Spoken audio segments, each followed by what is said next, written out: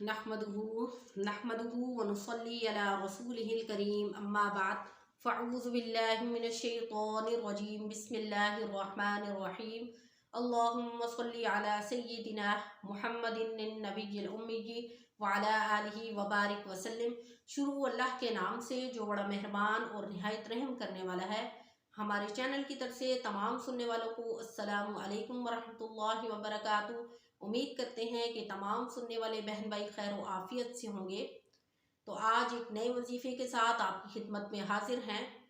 जैसा कि रमज़ानुल मुबारक का 14वां रोज़ा अल्लाह के हुक्म से हमें नसीब हुआ, तो आज अपनी वीडियो में मैं आपसे 14वें रोज़े का वजीफ़ा शेयर करूंगी कि आपने हर फ़र्ज नमाज के बाद कौन सा अमल करना है। और ये अमल जो मैं आपको बताती हूँ, इस अमल के ज़रिए आपकी तमाम परेशानियां हल हो जाएंगी, तमाम मसाइल हल हो जाएंगे। इस अमल के ज़रिए आपको बहुत सारे फ़ायदे हासिल होंगे। अल्लाह रब्बुल इज़्ज़त आपके लिए रिज़्क़ में आसानी पैदा फरमाएंगे, आपकी परेशानियां ख़त्म हो जाएंगी। आपके जितने भी जायज़ मकासद हैं, अल्लाह रब्बुल इज़्ज़त इस वजीफ़े के बदौलत आपके तमाम जितनी भी परेशानियां हैं वो हल हो जाएंगी। तो क्या है कि आपने फजर की नमाज अदा करने के बाद 14वें रोज़े को सूरत तौबा की आखिरी 2 आयात 21 मरतबा पढ़नी है। तो सूरत तौबा की आखिरी 2 आयात ये बहुत सारे मकासद के लिए पढ़ी जाती हैं, जैसे जादू और जिन्नात से हिफाजत करती हैं आपकी। और ये जो सूरत तौबा की आखिरी 2 आयात हैं, इन आयात के पढ़ने से आपकी जितनी भी हाजात हैं, जितनी भी परेशानियां हैं वो दूर हो जाती हैं। तो क्या है कि मैंने 14वें रोज़े की फजर की नमाज अदा करने के बाद सूरत तौबा की आखिरी 2 आयात 21 मरतबा पढ़नी है। ठीक है, उसके बाद आपने दुआ करनी है।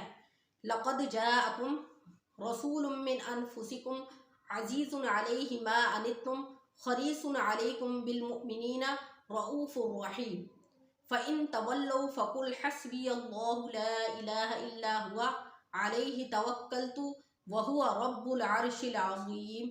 ये सूरत तौबा की आखिरी 2 आयात हैं।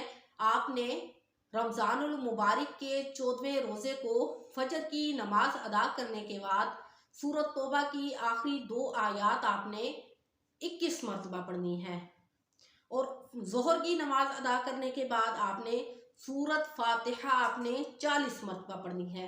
सूरत फातिहा के भी पहले भी मैंने आपको बहुत सारी वीडियोस में बताया है कि सूरत फातिहा बहुत सारे मकासद के लिए पढ़ी जाती है। सूरत फातिहा कुरान मजीद का निचोड़ है। तो सूरत फातिहा से आपकी बीमारियां भी ख़त्म होती हैं, अल्लाह रब्बुल इज़्ज़त आपके लिए परेशानियां भी ख़त्म कर देते हैं सूरत फातिहा का वजीफ़ा करने थे। तो क्या है कि आपने 14वें रमज़ानुल मुबारक के बाद आपने ज़ोहर की नमाज अदा करने के बाद 40 मरतबा सूरत फातिहा पढ़नी है। और उसके बाद आपने हर मकसद के लिए दुआ करनी है। और असर की नमाज अदा करने के बाद आपने दुआए यूनुस किसको कहा जाता है? कुछ बहन भाई ऐसे होंगे जिनको मालूम नहीं है। तो दुआए यूनुस इसको कहा जाता है आयतुल करीमा को। यानी जब हज़रत यूनुस अलैहिस्सलाम मछली के पेट में थे तो उन्होंने आयतुल करीमा का विर्द किया था, यानी वजीफ़ा किया था। तो अल्लाह रब्बुल इज़्ज़त ने उनको मछली के पेट से निजात दे दी थी। इसीलिए इसको आयतुल करीमा को आयते यूनुस कहा जाता है, यानी दुआए यूनुस कहा जाता है।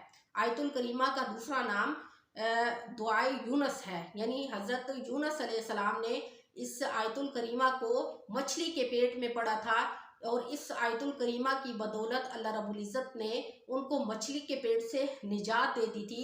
तो यहाँ से मालूम होता है कि जो भी बहन भाई सख्त किसी परेशानी में मुब्तला होगा, तो वो अगर आयतुल करीमा का वजीफ़ा करेगा तो अल्लाह रब्बुल इज़्ज़त उनकी तमाम तकलीफ़ात, मुसीबतों और परेशानियों को ख़त्म कर देंगे। तो क्या है कि आपने 14वें रोज़े को नमाज असर अदा करने के बाद 25 मरतबा दुआए यूनुस से मुराद, यानी आपने आयतुल करीमा का वजीफ़ा करना है उसी जगह पर बैठकर। तो आयतुल करीमा कौन सी है? ला इलाहा इल्ला अंता सुबहानका इन्नी कुन्तु मिनज़-ज़ालिमीन। तो ये जो वज़ाइफ आपको बताए जाते हैं ये तमाम मकासद के हल के लिए हैं। जितनी भी आपकी गहरी परेशानियां होंगी, छोटी परेशानियां हैं या बड़ी परेशानियां हैं, इंशाल्लाह इस वजीफ़े की बरकत से वो ख़त्म हो जाएंगी। तो क्या है कि नमाज असर अदा करने के बाद आपने आयतुल करीमा यानी दुआए यूनुस 25 मरतबा पढ़नी है, और उसके बाद वहीं पर बैठकर आपने 21 मरतबा सूरत फातिहा पढ़नी है। तो आपने उसके बाद क्या है, दुआ करनी है। इसी तरह आपने मगरिब की नमाज अदा करने के बाद एक तस्बीह अस्तगफार की करनी है। कौन सा? जो दूसरे अशरे का अस्तगफार हम पढ़ते हैं, अस्तगफिरुल्लाह रब्बी मिन कुल्ली ज़ंबिन व अतूबु इलैहि। आपने क्या है, एक तस्बीह नमाज मगरिब अदा करने के बाद उसी जगह पर बैठकर एक तस्बीह आपने अस्तगफार की करनी है। और उसके बाद यानी नमाज इशा अदा करने के बाद आपने 20 रकत शुक्राने के नफल अदा करने हैं।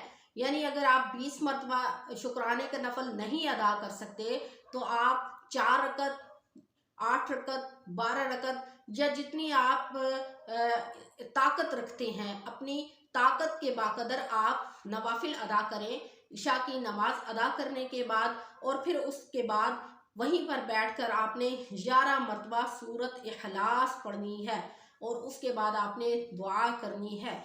तो ये जो आपको मैं वज़ाइफ बताती हूँ, ये वज़ाइफ निहायत ही मुजर्रब वज़ाइफ हैं।